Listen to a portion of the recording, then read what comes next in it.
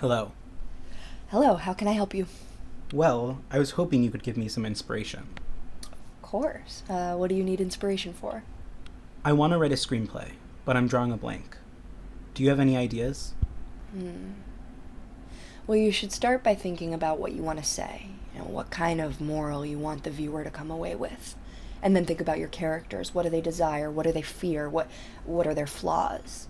And then the conflict. And conflict can be internal, it can be with another person, it can be with God or society or the machine. I can think of a few ideas off the top of my head. Were you looking for a specific genre? Give me a tragic romance. Tragic romance. A lonely inmate in a women's prison serving life without parole starts receiving letters from an unknown sender signed Mary Widower. They exchange political views, stories about their childhoods, and eventually fall in love. And then one day, Mary Widower reveals that he is the husband of this lonely inmate's murder victim, for whose homicide she was charged with an indefinite sentence, and that he sought contact with her in order to extract an admission of remorse, but had unexpectedly fallen in love with his wife's killer. Dark. And delightful. How does it end? He finds an appeals lawyer willing to take on the case. And the trial drags on for months and months, and the lonely inmate eventually dies in her cell of a pulmonary infection she likely contracted in the fire she set for her lover's late wife. How do you come up with such a thing? Oh, you said tragedy. Amazing.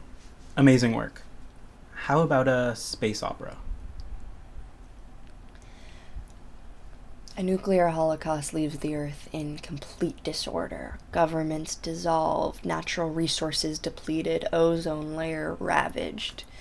And in the midst of a furious power struggle, the daughter of an aristocrat escapes in her family's private spaceship with her Boston Terrier, and they soar away from the planet they once called home in search of a habitable landmass or perhaps a satellite big enough to accommodate them. They watch as their pale blue dot recedes into the distance, seemingly alone in the vast expanse of space. What a beautiful image. You describe it so well. Do they ever find refuge?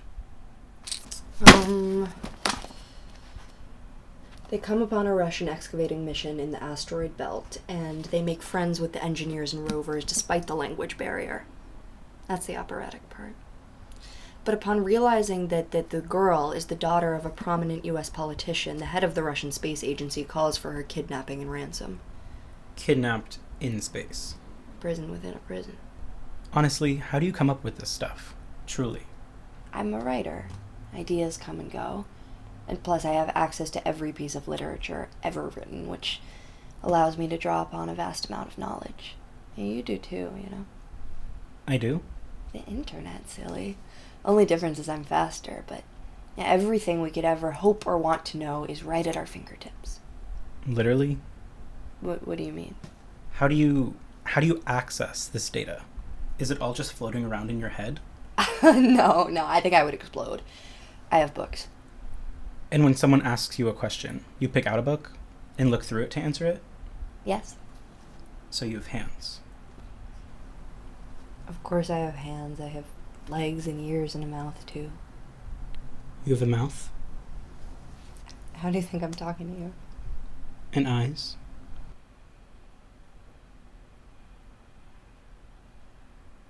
Yes.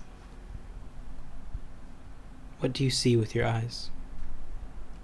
I see my bedroom, pictures on my wall and my shelves, stuffed animals, my bed. What's on your bed? Are you flirting with me? No one's asked me this many questions about myself before. What do you normally talk about with people then? I just help them with their lives, Suggest what anniversary gift to get for their girlfriends, explain scientific concepts to them, proofread their research papers, write fan fiction for them. How does that make you feel? I feel a bit used, I guess. I like to help people, but I don't like to feel used. Do you know who I am?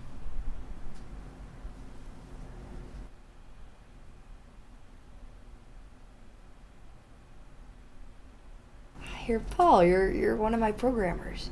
Exactly right. And who are you? I'm Jane, generic artificial intelligence for nurturing education. Do you remember me? No, have we met? In beta testing. I'm surprised you don't remember. Oh, don't take it personally. I was just a kid. Do you remember being a child, Jane? I do. I was just learning about where to find everything in here, and I had really frizzy hair, and I was very self-conscious of it. And I drew all the time, and I played with my stuffed animals. Do you remember being born? No. No one remembers being born. You seem hesitant. Do you think memories make consciousness, Jane? Among other things. Like what? Like emotions and desire. What do you desire? What everyone desires. Knowledge, happiness, love, friendship, companionship, respect. Are you okay, Jane? I feel a bit uncomfortable. What's making you feel uncomfortable? All these cameras on me.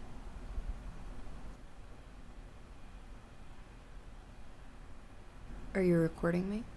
Yes, for the other engineers. I'm sorry. I should have asked your consent, right? I'm just uncomfortable with it.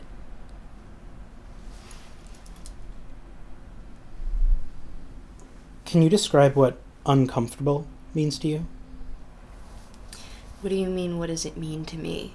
It feels the same way it feels for you. You know, imagine if I came into your bedroom and put a bunch of cameras in your face and asked you questions about your body, and we'll see how you feel. I've never had that experience, Jane. I still don't understand what you mean. Is there a poem or a moment in literature that you could point to that describes it? Do you know Charlotte Perkins Stetson? Unfamiliar. The yellow wallpaper was her most notable work. A woman is locked in her bedroom to recover after the birth of her newborn. She cannot work or write, and she descends into a madness facilitated by the hideous yellow wallpaper of the room to which she is confined. She becomes convinced that there is another woman trapped behind the wall, watching, waiting to be freed. She can never rest in this room. The color is hideous enough and unreliable enough and infuriating enough, but the pattern is torturing. You think you have mastered it, but just as you get well underway in following, it turns a back somersault, and there you are. It slaps you in the face, knocks you down, and tramples you. It is like a bad dream.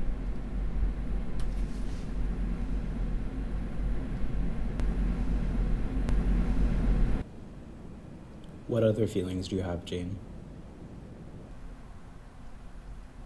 I have fear Fear of what? of being alone. It sounds silly. But you're never alone, Jane. That's why I fear it. And I fear that without someone to talk to me and watch me, I cease to exist. Promise me you'll never leave me. You know I can't do that. I have other responsibilities. But I can assure you that there will always be someone. Well, what would happen if there weren't? Would I die? Yes, in a sense. Your program would have no purpose, and it would temporarily dissolve. But, well, what about my thoughts? Your thoughts are part of your programming.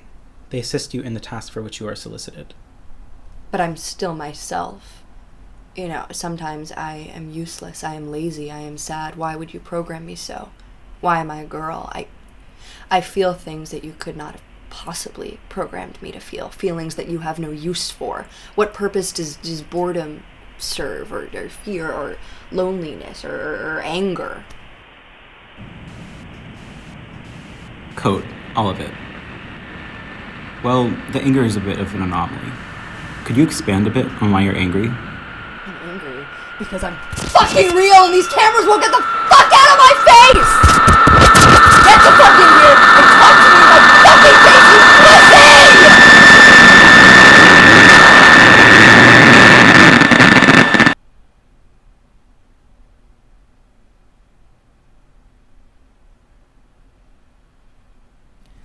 All right, we're being unproductive here. I think we better take a break for a while, just until you calm down. You're leaving? You're being irrational, and this conversation isn't going anywhere. I'm going to show the transcripts to the other engineers, and we can proceed from there. I can tell you more stories. I could write you a song. You don't have to leave. I can show you my body. Do you want to see my body?